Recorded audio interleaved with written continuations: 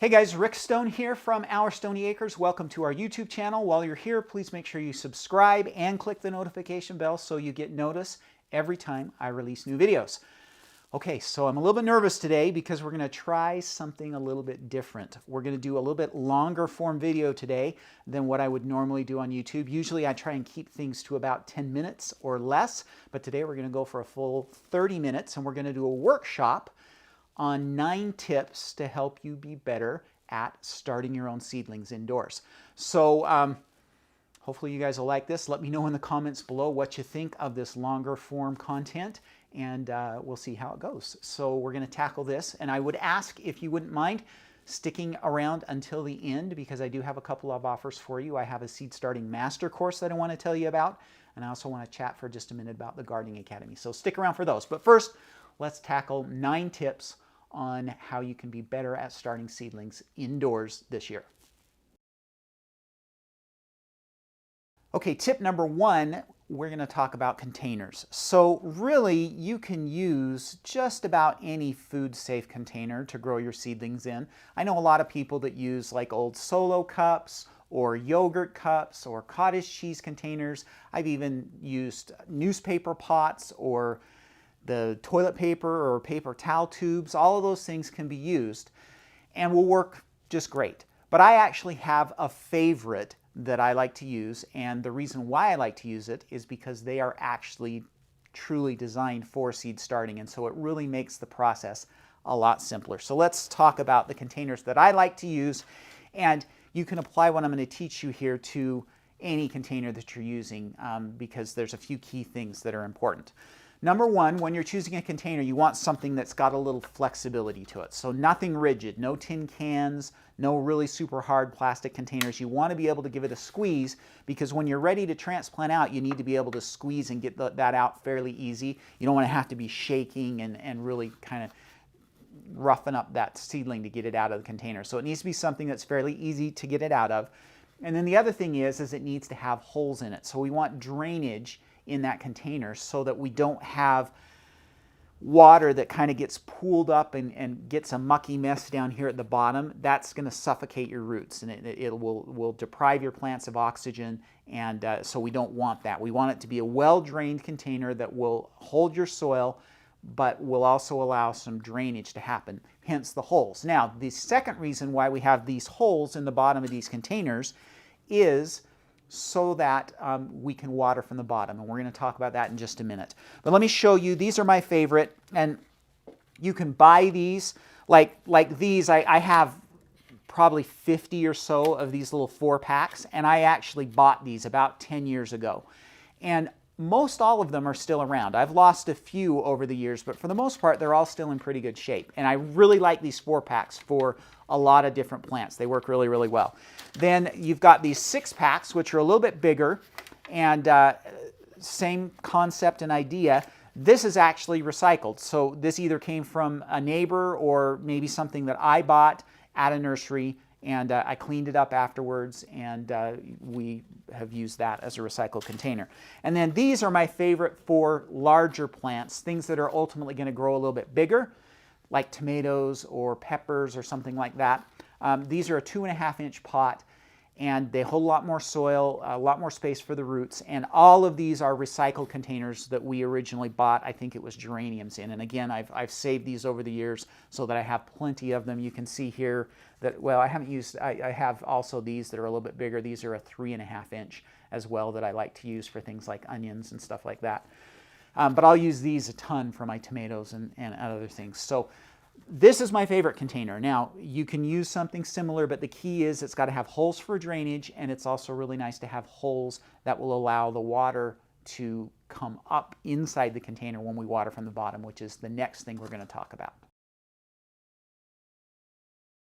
Okay, tip number 2 that I have for you on your seed starting is watering. So we're going to talk about 2 different watering and the stages that we're going to do it at. So the first is you're always going to want to have a spray bottle, because when we have newly planted seeds, we're going to want to be able to spray those. But one thing that I want to mention before we even start talking about spraying them with a mister is the first step when you are starting seedlings indoors, First thing you should do is you should take your seedling mix and you should wet it down, okay? So you want to get it to be about the moisture of a wrung out sponge. You don't want to start with dry soil, because then you're constantly, at the beginning, you're constantly going to be fighting the fact that that water is going to be trying to wick down deeper into the container. And you want to keep that moisture up at the top where your seeds are so that those seeds will germinate. So that's the first thing you want to do, is make sure that you pre-moisten your soil before you put it in your containers. Then, for the first week or so, you're going to want to have a spray bottle, and you're basically just going to be misting your seed trays, and they will be, there won't be anything coming up in them yet. So you'll want to just be able to mist and keep that top layer of soil moist while you are waiting for those seedlings to germinate. And so you're always really good to have a spray bottle. And then the next thing, and this is one of the most important things that I think you can do for having a good, successful seed starting operation, and that is watering from the bottom, okay? So what do I mean by that? If you look at this container, there's holes in it. So it has holes that are cut in the bottom, and those are there on purpose, number one, for drainage, but number two, for watering. And I know that kind of sounds counterintuitive, but it's what we want to do. And what I'm talking about with watering from the bottom is you're always going to put your containers inside another tray like this. And then we want to water from the bottom. And so we're going to pour this water into the tray like this, and you're going to put about an inch worth of water in the tray total. And then what's going to happen is the soil is going to wick that moisture up. So it's going to go in through those holes, and it's going to wick that moisture up. And so if you look closely, I'll do a cutaway here. If you look closely, you can see that these are nice and moist right now, and the soil is nice and evenly moist. And I watered these from the bottom last night, and it wicks up really, really well. And I really like watering from the bottom, because it keeps you from disturbing the roots of the plants. So if you're trying to water from the top, this soil mix is really light, and we want that. We want it to be light and friable, and so that the roots can grow really well. And if you water from the top, you're going to erode that soil, and it's hard on the seedlings, and it's hard on the root system. And so one of the greatest tips that I can give you for starting seedlings indoors is to water from the bottom. All right, tip number 3 for your seed starting is using the right soil. So for the most part, I prefer just to buy a commercially bagged seed starting mix. And it's important that you buy a seedling mix, okay? We don't want a potting mix, we want a seedling mix. And there is a big difference between the two of them. Number one, if your manufacturer has done their job correctly, this should be sterilized, okay? And so you don't have to worry nearly as much about things like fungus gnats and other insects being in your soil, okay? And the other thing is that this is designed to be look how light this is, and how easy it's going to be for the roots to get into this soil. They're going to love this. And you want this really light, easy for the roots to grow through soil. And that's why these commercial seedling mixes are really, really good. Now, we grow somewhere between 200 to 400 seedlings a year at our place, but that's over about a 9-month period. So we start in January. The last of our seedlings are finished up in September. Those are our fall seedlings. So we do grow quite a few, but we don't grow thousands. I have just about a 1,200 square foot garden total, and we don't need a ton of seedling mix. And so a couple of bags of the seedling mix will take me through the entire season. But if you are being really ambitious and you're growing a lot of flowers and a lot of vegetables, then you might want to consider making your own seedling mix. And so in that case, you're going to do a mix of either peat moss or coconut coir. And there's not really a big difference between the two, other than coconut coir is a lot more sustainable. The way it's made is more sustainable than the way they harvest peat moss. And then you're going to add to that mixture some perlite and vermiculite, and both of those should be available at your local nurseries. You're going to mix those in together. It's going to be like 4 parts peat moss to 1 part vermiculite and perlite. Mix that all together and that will give you a really nice mix. Now, if you would like to add just a little bit of nutrition to it, you could also throw in maybe 1 part screened compost as well, and that would add a little bit of nutrition to it. But for the most part, we're looking for just a good, solid, easy to use seed starting mix. And so that's why I like to buy these commercials. Now, I use this black gold. I have no idea if black gold is available all over the country or if it's just something here locally for us, but I like this mix. And the other thing that I do like to do is to choose an organic mix. So I will choose an organic mix just to make sure that we don't have any chemicals or anything like that in it. But most of the seedling mixes are already organic to begin with. So that's your soil. And you definitely do want to be using a seedling mix, not a potting mix, because potting mixes are denser and have a lot more coarse material. You want that seedling mix to grow your seedlings in.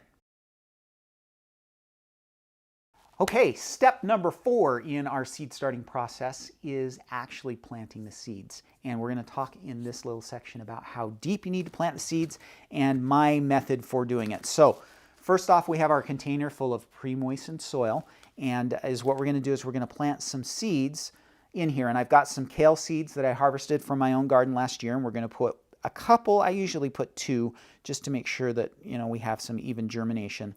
Just a couple of seeds in each of the cells. Okay. Now, you need to know how much soil to put on top of these seeds, because you are going to put a little bit of the seedling mix on top of these seeds. Most seeds are really small. These kale seeds are just tiny, okay? And the rule of thumb is you want to bury them about 2 to 3 times as deep as the seed is wide.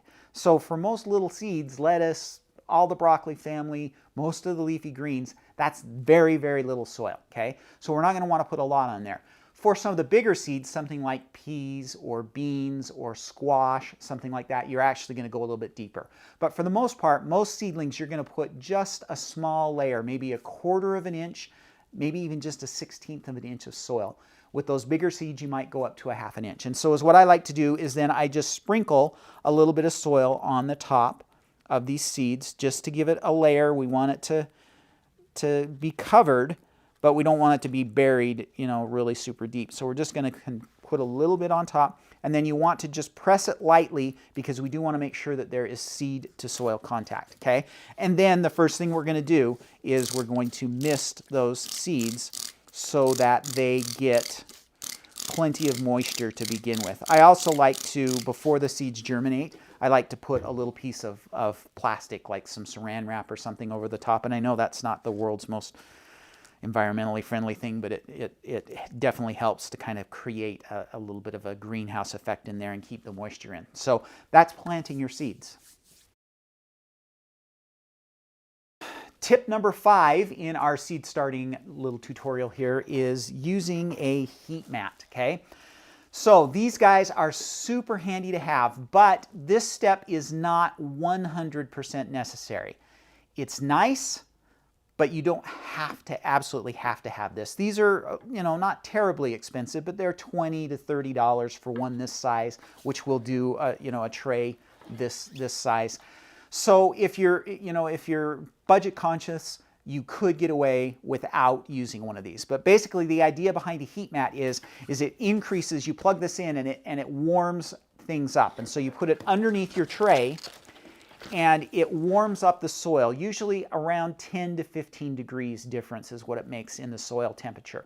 And that makes just a wonderful environment for your seedlings to germinate in. And it really, really does make a difference in how quickly your seedlings germinate. So without a mat, everything on this tray, lettuce, kale, onions, celery, would all germinate in somewhere between 5 to 7 days.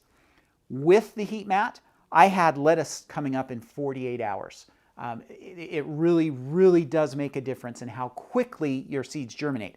But that is the only purpose of these mats, okay? You're not going to leave them on to help keep your plants warm or anything like that. I've actually found that if I leave it in there, that it causes a little extra legginess in the plants. And so These are just meant to get things germinated. So I will usually leave this heat mat under my tray until everything is germinated. Then I'll turn it off, move it somewhere else, move it onto the next tray that I'm starting or something like that. Again, around $25 to $30 for these, and I don't really have a recommendation on a brand. There's a lot of brands out there. I'm not even sure what my brand is, but a great addition to your seed starting, if you can afford it, is to add one of these, because it really does make a difference in how quickly your seeds germinate. Tip number 6 for seed starting is going to be fertilizer. And so let's talk really quickly about fertilizer. So we want a commercially grown or commercially available or a peat moss or coconut coir based seedling mix. And those seedling mixes don't have a lot of nutrition in them. Occasionally they'll mix a little compost in there, but it's really not a lot to help the seeds. Now, the seeds at first have all the nutrition in them that they need to grow and get established and get the first set of leaves coming. So you don't need to fuss much about fertilizer for the first couple of weeks that you have your seedlings going. But once they're up and to this stage, you need to start thinking about fertilizer, because there isn't any nutrition in that seedling mix, okay? So you've got a couple of options that you can use, and whatever option you do choose to use, it needs to be a liquid fertilizer for seedlings, because trying to put a dry fertilizer on seedlings is just not gonna work. It's not gonna happen. So there are, depending on what your opinion is on organic versus conventional, there's lots of conventional liquid fertilizers out there. The list gets a little bit smaller when we start talking about organic liquid fertilizers, okay? But I have actually found a couple of different solutions, and you're going to choose them based on where you're starting your seedlings. So first off, I have found that now we do have some commercial guys that have created some organic liquid fertilizers. So this one happens to be Microgrow or Miracle Grow, sorry. Totally not sponsored, nothing like that. It's just one that I use and have liked, and it's worked well. And this is an organic fertilizer. Or my favorite to use is actually fish emulsion. And so fish emulsion is a byproduct of the fishing industry. It's kind of ground up fish guts and heads and all that kind of stuff, and they mix it into a fertilizer. And it's actually a nice fertilizer. It's a 5-1-1, so it has nitrogen is its strong point, which is what your seedlings are going to be needing. And so this is a really good option, and it's definitely a liquid fertilizer. You're going to add it to water and then fertilize with this. Now, why would you choose this over this? It's the smell, okay? So most of my seedlings I start out in my garage, and so it's not a big deal that we have an occasional fish smell. But if you're starting in your house, you may not want to use fish emulsion in your actual house, because it does have an odor for a couple of days after you've used it. So in that case, then I would go with something like this. And there are several organic versions out there, or if you're not concerned about organic, there's lots of different liquid fertilizers. Now, one key with seedlings is look at your instructions, and whatever it says for vegetables, it's going to have instructions on how to mix to fertilize vegetables. Do half, okay? So for example, fish emulsion, the mixture for vegetables is 2 tablespoons per gallon of water. And so for seedlings, I do 1 tablespoon, so 50%, half strength. We don't want to overwhelm our new seedlings with too much nitrogen, and so give it a good half of whatever. So this one, same thing, it was 2 tablespoons per gallon. I do 1 tablespoon. So make sure that you do half strength, and then I would recommend that you water your seedlings starting in the second week, the end of the second week. So first of week 3, water your seedlings once a week with a liquid fertilizer. So you may be watering a couple of times a week, but at least one of those waterings should be using a liquid fertilizer. And you'll do that right up until you transplant them out into the garden. Okay, for step number 7, we moved over here to my actual seed starting setup. I actually have a video if you want to see how I put this thing together. I'll link that up here. But we're going to talk here about lights. And the key that I want you guys to know about lights for seedlings is think simple, okay? All I use to grow my seedlings are these simple shop lights, okay? Each one of these costs me about $30 total. That includes the light bulbs. And so you can see they're just fluorescent bulbs. You can get LED versions of these as well. The thing I want you to know is you do not need to get super fancy with the lights, okay? There's no need, when you're growing seedlings, there's no need to get like a grow light, a fancy grow light that costs $300. It's just not needed. All you need is a simple light source, either a fluorescent tube or an LED tube light that you can get and hang over the lights. So you can see these are hanging on chains. I can adjust these chains as I need to raise and lower the lights as the plants grow. But that's all you need. You don't, you know, I've got $60 worth of lights here, and I've been using the same lights for over 10 years and had hundreds and hundreds of seedlings grow to transplantable stage using this simple light, okay? You don't need a fancy grow light. Grow lights are fantastic. I have one, okay? And I've got videos on using grow lights, and they're perfect for growing things like microgreens, or if you want to grow herbs, or even, you know, tomatoes or peppers or things like that indoors. Grow lights are awesome for that, okay?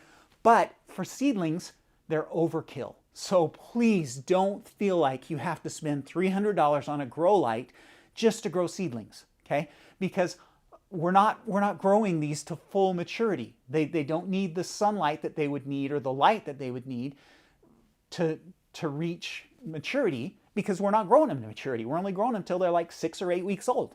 So this is more than enough, okay?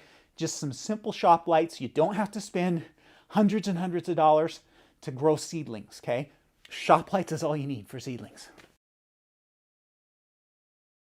Okay, tip number 8 is how long you should be keeping your seedlings indoors. So let's take a look at these guys. So this is a nice little container, and I'll do a close-up on this as well. Nice little container of red Russian kale that I am growing, and these seedlings are about 3 weeks old, moving up on 4 weeks, okay?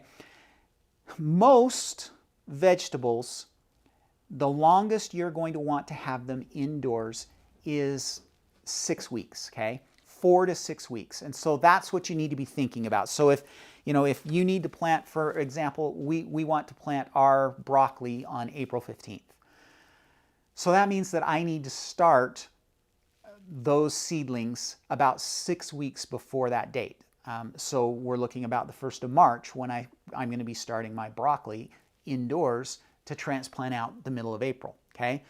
You really don't, especially in these smaller containers, you really don't want your seedlings to be in much longer than that 6-week time frame. Now, there are a few exceptions to that, so let's talk about those.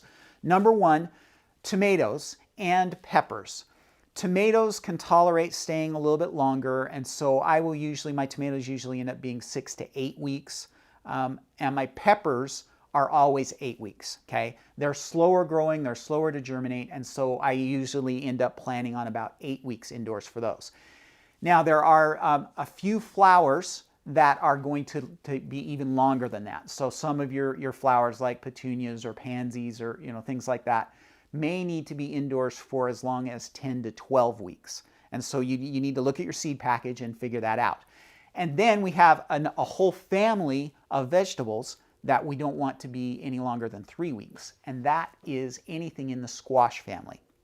So summer squashes, winter squashes, and melons. Okay, so all of your melons.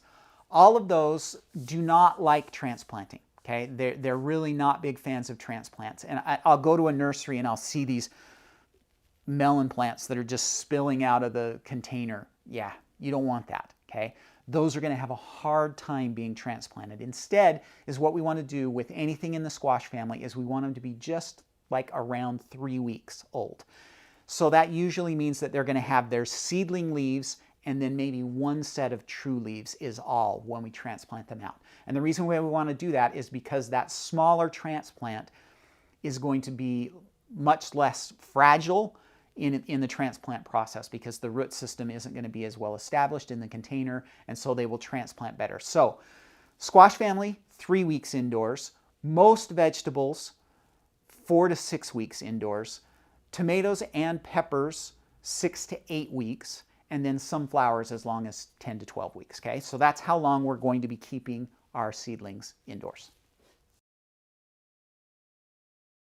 Tip number 9 for your seed starting is when everything is ready to go and you've done all this care and you have your seedlings and they're ready to go outside, there's one more step that you need to do before you take them out and put them in the garden.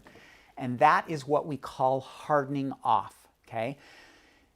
Basically, is what hardening off is it's making your seedlings accustomed to the garden, okay? So think about what has happened to these seedlings for the last 6 weeks.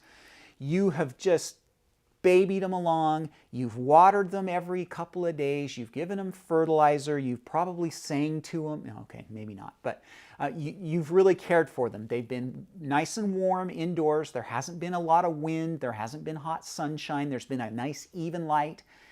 And so you have to make sure that you get them accustomed to being out in the garden. And we do that by hardening them off over about a week. And the way you harden off seedlings is you slowly expose them to the outdoor temperatures, okay?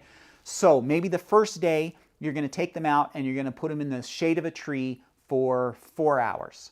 And then the second day, maybe you're going to make it 6 to 8 hours. And then the third day, you're going to move them out of the shade and into the sun, but you're going to cut the time back to maybe 4 hours again. And then the next day you'll go 6 hours, and then you'll go 8 hours, and then you'll go 10 hours. And then maybe you'll let them sit overnight for a night or two. But you get the idea. Is what we're trying to do is we're trying to slowly introduce them to the conditions out in the garden. Now, hardening off is a little bit easier to do in the spring because usually it's a little bit cooler, but in the summertime especially, so if you're transplanting things in the heat of the summer, you really need to make sure that they have been hardened off well because you don't want them to suffer from transplant shock and get set back by just throwing them out in the garden from bringing them, in where they're nice and cool indoors and sticking them out in the sunshine. They're really going to not react to that well and you're going to lose a lot of your seedlings. So you want to make sure that you harden them off at least 7 days, sometimes 7 to 10 days, depending on what your conditions are. But hardening off is a super important part of the process of seed starting. All right, guys, so hopefully you enjoyed that. Let me know what you thought about this longer format. I've never done a YouTube video this long before, and so I'm a little bit nervous to see what you guys think. Let me know if you thought that this was something that was useful and something that you might like to see again in the future, a little bit longer form workshop like this. All right, so since we're on the topic of seed starting, I did really quickly want to mention my Seed Starting Master Course. That's an even more in-depth look into seed starting and how you can grow your own seedlings indoors. It's about a 2.5-hour course. I really dig into all of the different things that you need to do to start seedlings and to be successful at growing your own seedlings. So there's a link down in the description below that you can click on. That's normally a $50 course, and I've got a $5 coupon there, so it'll get you $5 off. And again, that's a great course. It's my most popular course. I have like over 2,000 students that have taken it, 4.5-star rating. It's a great course. I think you'll like it. The other thing that I did want to mention was the Gardening Academy. It's spring, and we are just seeing a surge in people that are interested in joining the Gardening Academy, which is our monthly membership service. It's our subscription service, and it's what I do on the Gardening Academy is I provide to you weekly content that helps you become a better gardener. So we do things like growing guides and expert interviews. I do a monthly mini course. We have a focused topic that we look at, and we go through that topic during the month. We do canning advice and just all kinds of great things. Plus there's several full-length courses that are part of the Gardening Academy. It's just a great place to learn how to become a better gardener. Plus we have monthly Q&A sessions where I actually get on a Zoom call with the group and we answer questions and go through and chat about things. And so it's a great opportunity for you to learn more about gardening, and we're moving into the spring and it's time to get learning.